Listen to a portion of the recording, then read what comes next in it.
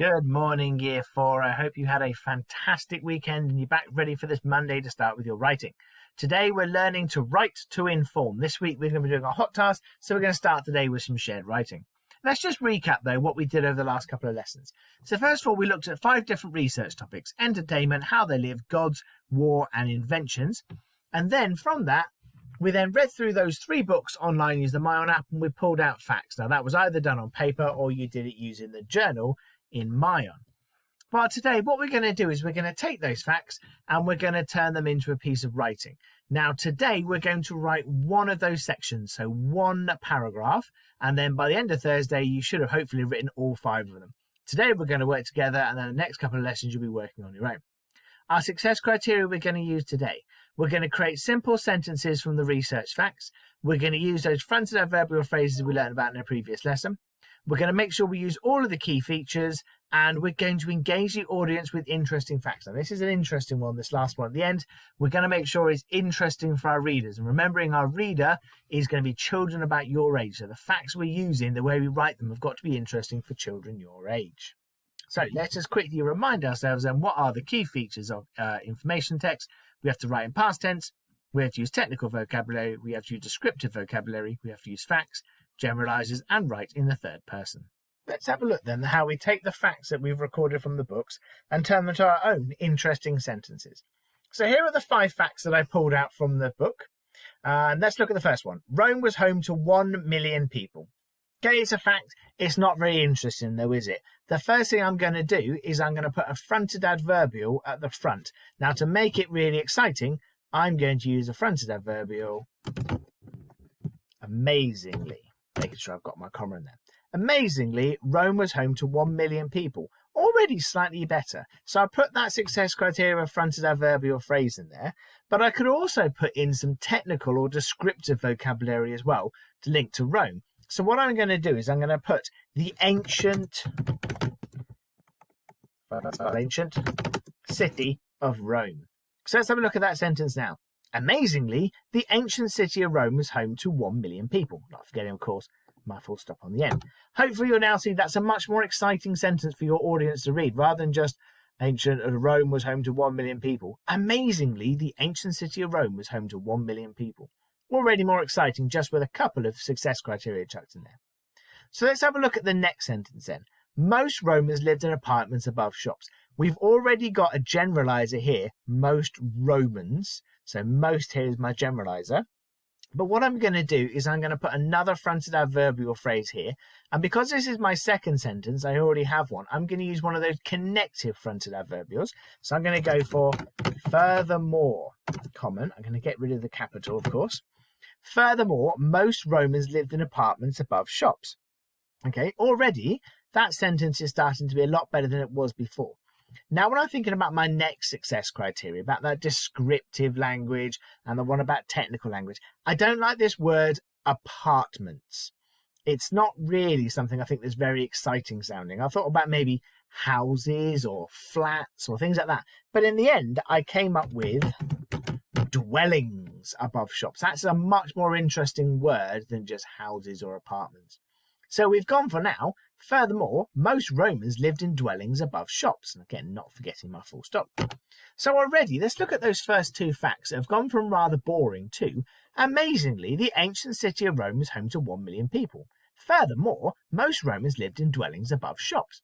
So you'll notice there, what I've done is I've taken the main fact. That's not really changed a lot. But I've added that extra vocabulary around it and in between the sentences in order to make it a bit more exciting for the reader to read. It's not really giving me much more information than before, but it's definitely a more interesting thing to read rather than just listing facts that I've copied down from someone else. So let's look at the third one. Many buildings fell under their own weight. Again, we've got a generalizer here. Many buildings, not all buildings, many buildings. But again, I want to make that better. So again, I'm going to start with my fronted adverbial phrase. Now, buildings falling under their own weight is not a great thing. So I'm going to go for unfortunately. And I can never spell unfortunately. There we go. Unfortunately, get rid of my capital M. Unfortunately, many buildings fell under their own weight. Again, that's starting to sound better already. But there are things I can change. This bit here, fell. What a boring verb. We can definitely do better than that. So I hope you're thinking, your brain's whirring, what's better than fell? I came up with collapsed under their weight. How much better does that sound? Collapsed. I'm adding that descriptive vocabulary in there rather than just fell. It collapsed. It sounds better for an audience, doesn't it? Okay. Again, I'm going to add a bit more descriptive vocabulary here to their weight. Now, obviously, buildings are pretty heavy. Even ones that aren't particularly made of concrete or anything like that are still pretty heavy. So I'm going to go with their immense weight. Well, let's look at that sentence now then.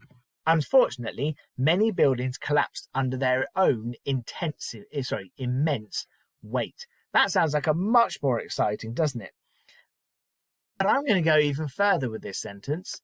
I'm going to put in information that I haven't already got on this fact because I want to make this fact longer than it was.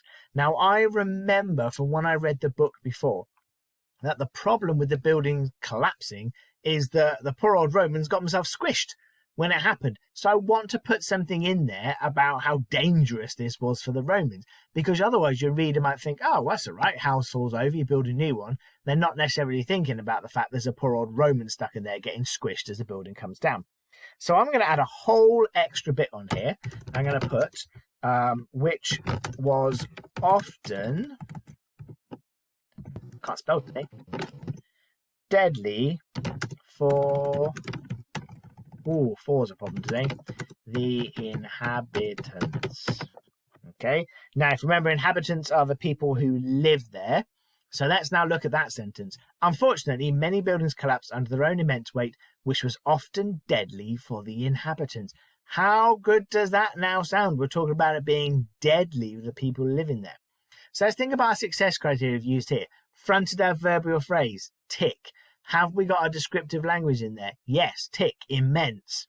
Deadly. Have we got that technical vocabulary? Inhabitants. That's quite technical. Okay, so we've got lots of that success criteria. Is it written in the past tense? Yes, it is. Have we got generalizers? Yes. Many buildings. Often deadly. Not always deadly. Often deadly. That sentence is particularly good and particularly full of success criteria there. So that's an absolutely fantastic one. Let's look at our fourth sentence then. The buildings caught fire easily because they were mostly made of mud, brick and timber. Again, I'm hoping you spot the generalizer. It is here, the word mostly. Okay, so we've got some generalizers in there, but we can definitely make that better. Now, I'm hoping that you're there. Your brains are whirring and you're shouting ideas at the screen as to how I can make it better. I can't hear you, I'm afraid. I'm stuck at home and you're stuck at your home. So unless you've got a really loud voice, I want me to hear you. Let's just see, listen. Nope. No, I can't hear you, I'm afraid. You'll have to shout even harder next time. Okay, so how do I make it better? Right, I'm going to slap another fronted adverbial phrase on there. And I've looked through my list of fronted adverbial phrases, and I'm going to go with as well as that. There we go. As well as that, the buildings sometimes caught fire. I don't really like caught fire. I don't like that. That's a bit boring, isn't it? I'm going to change caught fire to be a bit more exciting. Burst into flames. Okay, so that's much better, isn't it, than caught fire, burst into flames. Now, some of you may have already heard the slip up I made. I've also thought about a generalizer I can put in there. So sometimes burst into flames. They didn't always. It wasn't a guarantee to build a home that's going to burst into flames. It sometimes happens. So as well as that, the buildings sometimes burst into flames easily because they were mostly made of mud, brick and timber. I think we could add some descriptive language in there. Now, mud's pretty wet. You wouldn't expect that to burst into flame. So we're going to have to make it dry, because it was dry mud. I'm not just making it up. They didn't have wet mud on there. Obviously, the wet mud would have started off wet and then it got dry. So I'm made of dry mud brick. And here, I'm going to go with a rather fantastic word, inflammable, which means that it can set on fire. Okay, so let's have a look at my sentence now. As well as that, the buildings sometimes burst into flames easily because they were mostly made of dry mud brick and inflammable timber. That's already starting to sound really exciting, isn't it? Think about our success criteria. Fronted adverbial phrase, yes. A descriptive language in there, yes. Past tense, yes. Generalizers, yes. Okay, we're doing really well with that sentence, if I do say so myself. Let's look at the last sentence here. Owners rarely cared about deaths. Okay, again, it's got to be better. I wish you were here to help me, but I had to do it on my own, I'm afraid. I'm going to go with incredibly, because it is quite incredible. Owners rarely cared about deaths. Well, okay, that sounds good. But where I might be a bit confused as the reader is owner of what? I probably assume it's the houses because we've been talking about houses, but it could be the owner of dogs, cats, kittens, all manner of things. So I'm going to specifically make it say the building owners.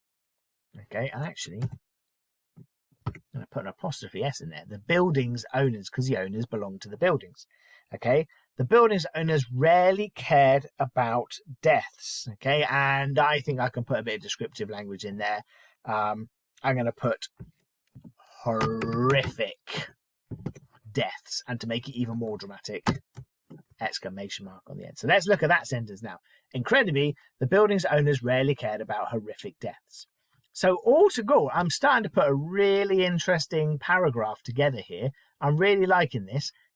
I'm not quite sure I'm ready to finish this paragraph though. I think I can put a whole nother sentence in there, because remember, I'm trying to make this exciting for children about your age. So I'm going to now actually directly talk to the audience, and I'm going to say, imagine how dangerous it must have been to live in ancient Rome. Okay, so let's put my whole paragraph together and see how exciting it sounds. Amazingly, the ancient city of Rome was home to 1 million people. Furthermore, most Romans lived in dwellings above shops.